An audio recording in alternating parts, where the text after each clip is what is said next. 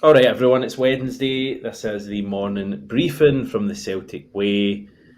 Hello, guys. How are we? It's kind of quiet, isn't it? Kind of nice and quiet, or not nice and quiet. What do you think, Tony? Too quiet. Too quiet yesterday. There's not a lot happening in the world of Celtic yesterday, but sometimes that's a good thing. Celtic have a rare week to prepare for a football match, don't they? Got like 6 days they had to Yeah. prepare. So, we're midway through that now, but, it does seem like a long stretch, doesn't it? It's a long 6 day stretch, but yeah, but they'll get there. But yeah, it's just a bit quiet, too quiet for my liking, but I'm sure there'll be some rumblings soon enough. There always is.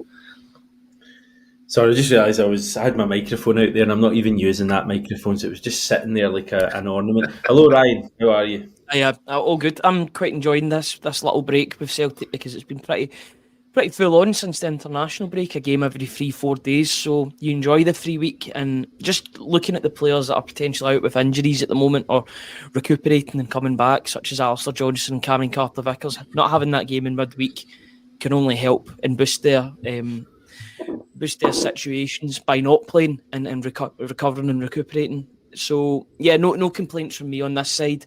It's going to get busy all over again. You get St Johnstone and Borussia Dortmund and Ross County, 3 tough away games on the trot. That's regardless of who you're playing against. And I know Borussia Dortmund's 5 or 6 levels up from those teams that Celtic could be playing domestically, but are still tough away games, and they're games out with Celtic Park. So you've got to go and do the business and make sure that your record still remains intact after those ones. But it's an interesting one. The one at the weekend with St Johnstone, no manager yet. There's been talk about who their manager could potentially be, potentially a bit of a reunion on the cards in terms of who Celtic might be facing. Again, that would be quite interesting if that was the case. But yeah, it's McDermott Park. It's going to be a good crowd that Celtic bring to that game, and hopefully Celtic can get the business done. But right now, it's the calm before the impending storm.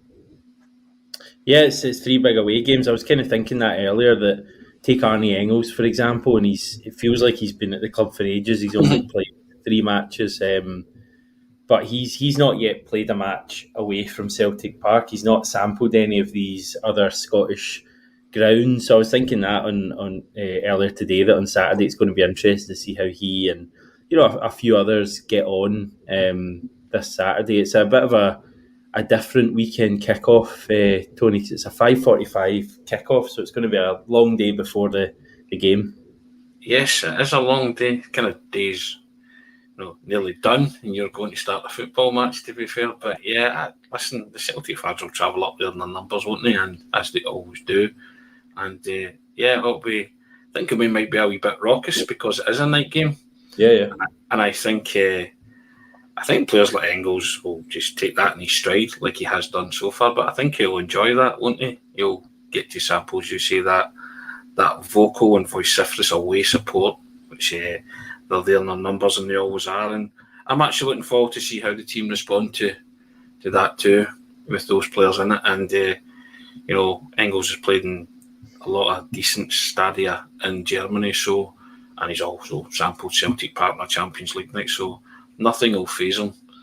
He'll be, as I say, he just seems like a cool customer, doesn't he? And you're just looking forward to seeing more of him.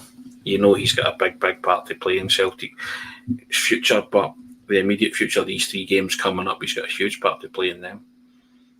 Yeah, we covered this yesterday. Paul just asking why it's an evening kickoff. Yeah, Paul, the reason it's an evening kickoff is it's been shown by Premier Sports this Saturday, not Sky Sports. I believe Premier Sports slot they have as the kind of evening one on a Saturday. So that's why the game is then. Looking forward to it, though. What are you guys writing about at the moment then? What's on your minds? As much as Celtic, you don't want to take your eye off the ball, I think a lot of the writing will be going to the Borussia Dortmund game coming up. A week yesterday, actually. By this time next week, it'll all be over, which is quite crazy to think about. But yeah, I think there's a lot of excitement. Tony's writing a piece, not to steal his thunder or anything like that, but Tony's writing a piece this morning on how there's a bit of optimism going into a game against Borussia Dortmund at the Signal Iduna Park, which is crazy. Thinking about that a year ago, like even the thought of being of looking forward to that game, of being confident, of anticipating potentially getting a result in that stadium. People would be shocked a year ago, but now there seems to be this confidence, not just in the players, but in the manager. There's no, as I've spoke about in almost every podcast since the start of this season, there's no awkwardness anymore between the Celtic supporters and Brendan Rodgers. I think everybody's quite happy with where people are at the moment. Brendan Rodgers is back. He's winning trophies. Now we want to see him do well in Europe. So I think that's what the basis of Tony's article. I'll let you probably describe it in much better fashion than me, Tony. I think you did a very good job. I'll speak to Hamish off here. I think you say 12 months. It's been 12 years since Celtic have made the Champions League knockout phase. Dirty dozen, if you want to call it. 12 years, wow. Yeah, one of a better expression. And the list of the Hall of Shame reads like, who are they of European football that Celtic have lost to? So we all know those games, but I just think that sea change and the optimism that we feel going into this one now, I just think we're as best prepared as we can be. And you hear the likes of Arne Engels saying we're not scared of the yellow wall and all that. It just makes you puff your chest out. You're giving it a bit of yes, come on. And it's been a long, long time since Celtic have felt like that about any other teams in Europe. It really has. And that's the importance of that Champions League phase match day 1 win, Hamish. We spoke about that, how we would feel. And that kind of feel-good factor that's coursing through everybody, the manager, the players, the fans. Everybody seems to be on the same page. Everybody knows their job when they play minutes in that team. And I think the optimism, normally you would sort of turn around and say, wait a minute, optimism is misplaced. But in this case, I don't think it is. And you look at both Celtic's Champions League opponents, their recent results, that gives you even more cause for optimism. Yeah, I'm definitely looking forward. I'm looking forward to every game. Any chance to see the Celtic team at the moment. St Johnstone on Saturday, can't wait for that one. Obviously, Seamus is talking about one game at a time, and 7 minutes in, I'm surprised it took that long for one of you to comment and remind us that. I just think it is interesting to kind of look at what's coming up, and obviously it is that Borussia Dortmund one that really excites you, and excite is the word I would go for. Look, we might lose that game. There's a chance that happens, a fair chance, because we're up against a really good side. But I think generally at the moment, saying how I feel, I just can't wait to see Celtic compete at that level, and I feel like I've got a bit of confidence in the team going to the runners up from last year, which again is a thing you maybe wouldn't have said very often about Celtic, but I seriously think this is a really good Celtic team we're witnessing. Pace, they've got real pace in the team that we've not had for a while. I think there's power there as well. Guys like Arne Engels, big guys. There's a lot of kind of height in the team as well, it feels like to me, and it wasn't necessarily there before. So yeah, I just can't wait for all of these games to come, and I think we've got a fair chance of doing something in Dortmund. The one thing I would say, and Plunge is bringing up the injuries, and I want to hear from Brendan Rodgers what the story is with mainly Cameron Carter-Vickers, but also Alistair Johnson. Sounds like those two have their issues at the moment. I think they've both been having injections in recent weeks, and that never sounds good as a fan, does it? If players are needing injections to get swelling down so they can play in certain matches.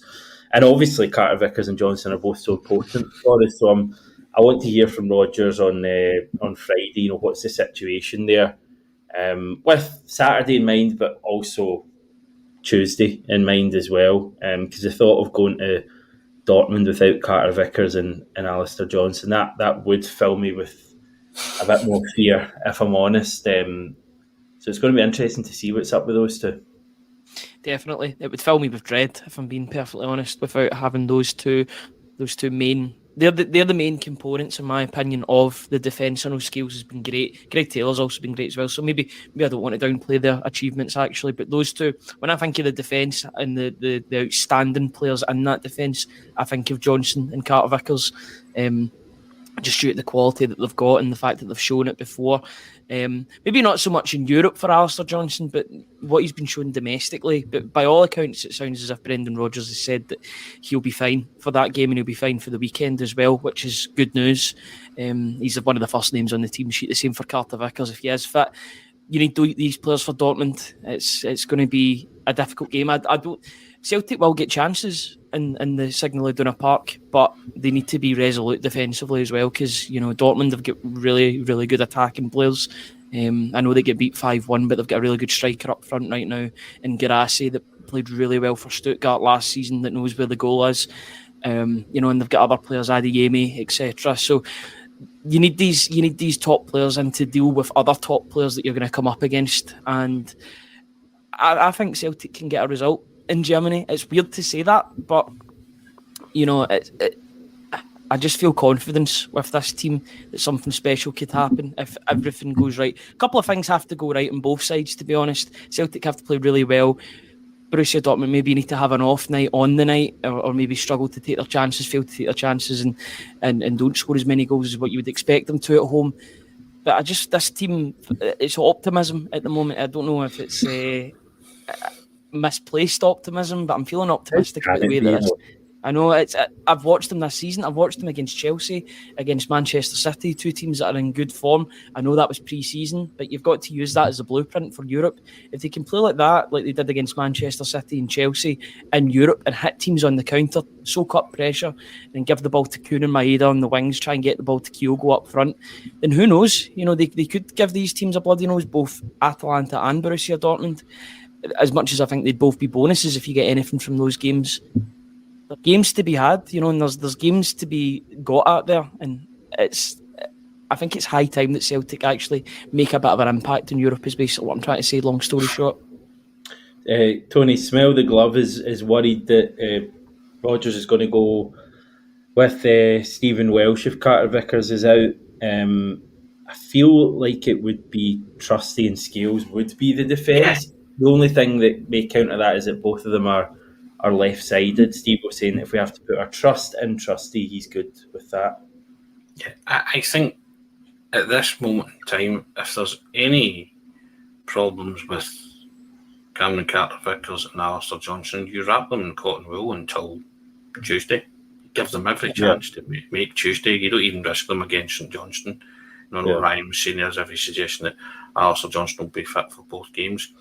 Any slight doubt, any percentage, just say, right, no, we need you for Tuesday night. Tuesday night is imperative. I don't have a problem with if it's Trusty and Scales, if Cameron Carter-Vickers is ruled out. Welsh, I think everybody would be a wee bit worried if it was Welsh, and I think that's why Trusty got some minutes on Sunday. So, yeah, against Falkirk, and he might even see more minutes, and he'll probably see more minutes against St Johnston, won't he?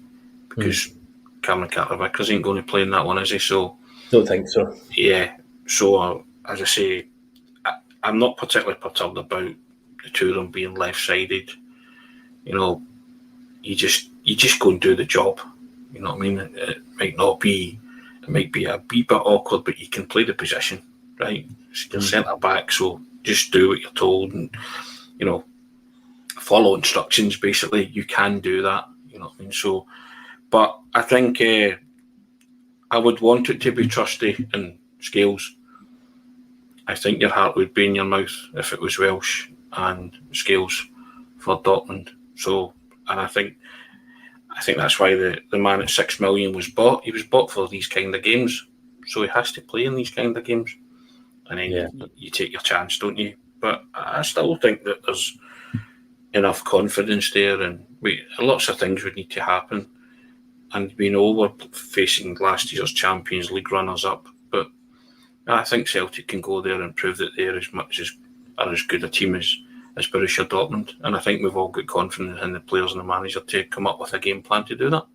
I think especially when you see that Dortmund had quite a bad result of the weekend. Stuttgart put 5 past them, and Stuttgart in their own right are a good team, and they're in the Champions League, and they ran Real Madrid pretty close last week. But when you see any team that isn't Bayern Munich or Bayer Leverkusen scoring 5 against Dortmund, it kind of fills you with a little bit of excitement because you think, would Celtic be a similar level team to Stuttgart? I'd say relatively so. I know Stuttgart were at home, but it certainly suggests that if we can get it right, and we're obviously scoring goals for fun, and well done, Ryan, on your 10 goals you said? I think we got 13 in the end, didn't we, over the 12 over the 3 matches. Very good prediction. But it fills you with positivity. A few comments. AJ, if we play our strengths, 100% concentration, keep the back door shut, we can get a result in Germany. I'm confident we can get a 2-1 win. Steve reckons we should keep Carter Vickers for Dortmund, bring back Trusty for Ross County after that, and then hopefully Carter Vickers will recover fully after the international break. Have we got time for Arne Engels chat? He's not done anything over the past 24 hours, but I think we can discuss Arne Engels a bit because Mark has been in the super chat saying, can he stop thinking about Engels? He's too cool. Is Arne Engels the best player in Scotland already? There you go. I should have opened with that question. What do you think, Ryan? Depends. Between Nicholas Kuhn, maybe at the moment, I would say. Yeah. I just think it's a bit of a blanket one. Whoever's the best player for Celtic at the moment, I think automatically becomes the best player in Scotland. Now I know that wasn't official last season, inexplicably, because Lauren Shankland won Player of the Season despite Matt O'Reilly getting double digits in goals and assists. Not just that, but his actual overall play. Dare I say that Celtic may have upgraded already in that position by bringing in a player like Arne Engels. You get what you pay for with players, and it is a big statement, but he's a guy that's played in the Bundesliga. He's played at a higher level than Matt O'Reilly did when he joined Celtic. Not slating O'Reilly whatsoever, because I absolutely loved him as a professional, as an individual as well, dealing with press conferences. There seems to be a bit of prestige with Engels at the moment. When he came on, he was only on for half an hour against Falkirk, but instantly the tempo increased because he was on the park. The standards were raised. That's the sort of player that £11 million gets you. And that's the reason why I think we've all been calling for Celtic to really push the boat out with signings like these, because they instantly improve the team, not just because they're in the team, but because they're actually pushing on the other players to improve too, having a good individual like that in the squad. There was no excuse for Celtic not to go out and buy a good player with the money that they were getting for Matt O'Reilly. It just turns out they got... I think I may have cut off there. He's frozen. You take it away, Tony. I think we'll need a bigger sample size for Arne Engels before we start pushing any kind of best player in Scotland narrative. For me, the best player in Scotland is Callum McGregor, and has been for many, many years. Just judging from the eye test, as I like to call it. But he's certainly made a positive start, hasn't he? And he exudes calmness and he exudes coolness, and as Ryan said, he affected that game. That his ball through for Kuhn was just exquisite. To send Kuhn racing through, and that's exactly why Celtic paid that money for him. Rodgers craved that player. He's got him in. He's making his mark, and I think the early signs are really, really positive, aren't they? And you just want to see more and more of him. And I think that Tuesday night's a great litmus test for him, because these are the games where judgments are formed, snap judgments or not, but you can start to form judgments on these. And if he can step up to the plate in an arena that he's very familiar with, you hasten to add, he's played there. It's nothing new to him. And again, going by his nature, this guy will take it in his stride. It'll be like just another game to him. And we know the importance of it, and we're all excited by it. But I think that's a wonderful thing that Arne Engels has been there, seen it and done it, and played for Augsburg. I think he made his debut in a 4-3 loss, didn't he? He said, he mentioned that, wasn't there overnight? He mentioned that. So I'm very excited as to what Arne Engels brings to the table. I just slow the buffs on best player in the country and all that at this minute in time. I just want to let him settle in and do his thing, and the plaudits will come. They're coming already. You know what I mean? So I I would just temper that talk at the minute. But we know fine well this guy's class, and he's got real potential to just be an absolute star.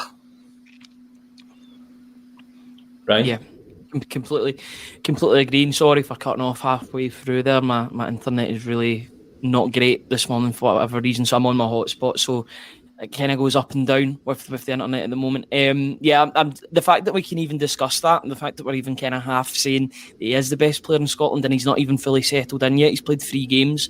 Shows you that it was a worthwhile investment already. What is this player going to be like in October, November time once Celtic are in the thick of it, once they're fighting in the Champions League proper?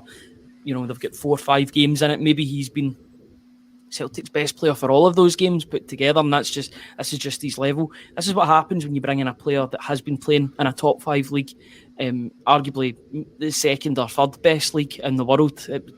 Pick or choose between that and La Liga for the Bundesliga.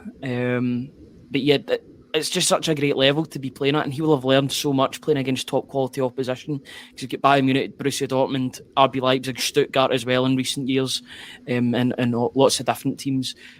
Bayer Leverkusen, of course. So playing against these teams, he could have only improved his overall game. And you're starting to see that. It almost feels that, I don't want to call him like a cheat code or that or anything, but it feels as if you're bringing in a better quality player into that team that's played at a higher level, and then you're just bringing him back a wee bit as if, right, you're just going to dominate this game, you're going to dominate this league, and it's really I hope that he sees this move as a sort of like showcase of his abilities, because he might have got lost in the pack in the Bundesliga. There's loads of youngsters over there every season that are coming through. All of a sudden, the spotlight's on him in Scotland. There'll be a lot of eyes, a lot of Belgian eyes, a lot of German eyes, and teams from England, etc., watching this player, specifically him. And it's up to him to show that he is the best player, because he was the record transfer. And so far, 3 games in every single performance so far, he has shown that he is the best player right now at present. And long may that continue. It's already looking like a good bit of business for Celtic, and you're just hoping that you can keep that going. Yeah. Just moving it on, St Johnstone on Saturday, guys. Managerless at the moment. They've got, I forget the guy's name. I think they got the assistant in charge for Andy Kirk. Andy Kirk. I think that rings a bell. I think they were close to beating Ross County at the weekend, 3-1 up with 10 minutes to go, and conceded an 87th and a 97th minute goal to only get a point from that game. Obviously, prior to that, they'd really struggled and lost 4 in a row, including in the cup, which left Craig Levine jobless. So, what are we expecting for St Johnstone on Saturday, Tony? I'm expecting them to recruit a manager before Saturday to see if they can get that new manager bound. Yeah. Okay. What's the chat? Scott Brown could be in the running? Scott Brown, I believe Scott Brown's willing to talk to them. Oh, is that wee exclusive? No. I think I read it on. We're all over kind of everything, but I think he said he would be willing to, or it's out there that he would be willing to meet with them and talk about it. So. And he's had a very good start to his managerial career at Ayr. As Scott Brown, so he's clearly got something, so, and imagine facing the captain, leader, legend in the other dugout. But he has been in the kind of other dugout before. He was assistant manager at Aberdeen, wasn't he, when Celtic played them? So it's not exactly, it's not new. Yeah. So it wouldn't be exactly new, but it would just be weird, wouldn't it, to see him go head-to-head with Brendan Rodgers in the technical area on Saturday evening. But, I think I was going to say Falkirk there, just thinking of Sunday. I think St Johnstone's need to get a manager in pretty quickly, because they've had a terrible start to the season, haven't they? So they'll need somebody to go in and try and address that slide. You would hope further along that would be Scott Brown, and he would be the man to do that, but certainly not on Saturday night. And if he is the man and that's who they want, so be it. But I think a club like St Johnstone could do a lot worse than maybe recruiting somebody like Scott Brown. He's a young, up-and-coming manager, and I think lots of people, underestimate him in that sense, what he brings to the table in terms of, but whenever you speak to him and he talks football, he's a lot more intelligent than people give him credit for. I'll tell you that. Yeah, and I think as well that he's young enough to still be able to carry that gravitas and get through to the players, because he's recently stopped playing. And I think players respond to that. This guy's won everything in the domestic game in Scotland, and he's played against top level opposition in Europe. So people migrate towards that, and I think he'd probably be a good fit for St Johnstone. But he's doing very well at Ayr. You know what to say. Sometimes the grass isn't greener elsewhere, but it's a decision that will lie between St Johnstone and Scott Brown. But ultimately, it's a top flight job, and if he can be as successful there, then it might be the kind of stepping stone for him to get his managerial career back on track. When it took a wee hit at Fleetwood, didn't it? Yeah, I'm delighted to see him doing well. I think it's a good point you make, Scott Brown, because he's kind of got a foot in both worlds, the old managerial world, because when he started playing, he would have, played under Gordon Strachan and Neil Lennon, I guess, and other guys of that ilk, and he was very much.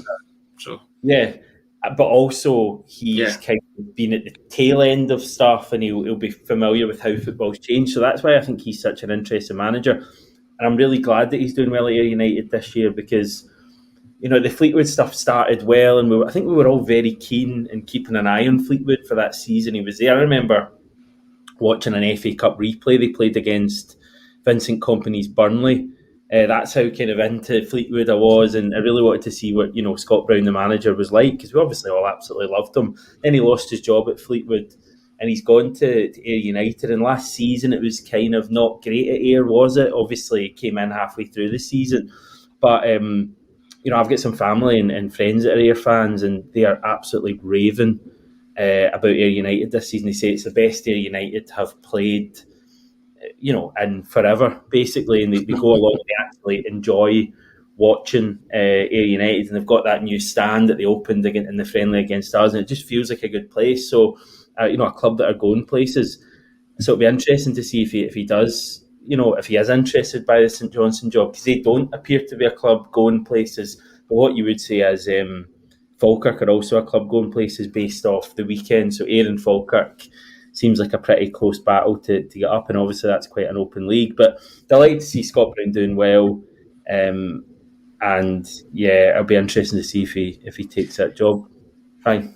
Yeah, I think this is stick or twist for Scott Brown, if I'm being honest, because the way that I look at Hibs as well, they are David Gray's on a bit of a sugary peg, not the greatest start to the season. I think he would be earmarking that job as potentially one to go into. I could see Scott Brown being the manager of Hibs. That makes sense in my head. He started his career at Hibs, made his name there before joining Celtic.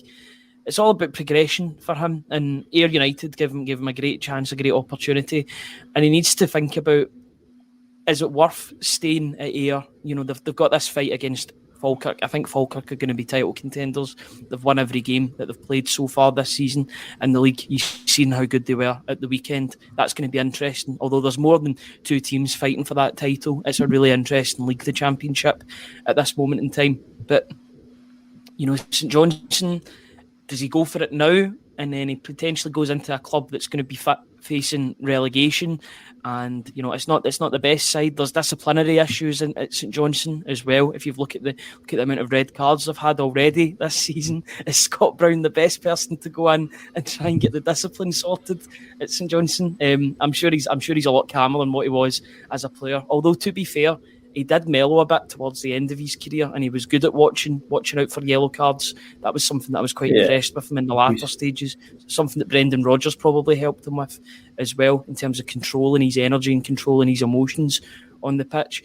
So, St Johnstone would be a good job for him, be a good step for him. It's a Premiership team. They've got a new owner as well, although I know he's kind of stepped back because he's getting treatment for cancer at the moment. So they're a team that are changing things at the moment, maybe a team that are potentially on the up, maybe not on the pitch, but off the pitch.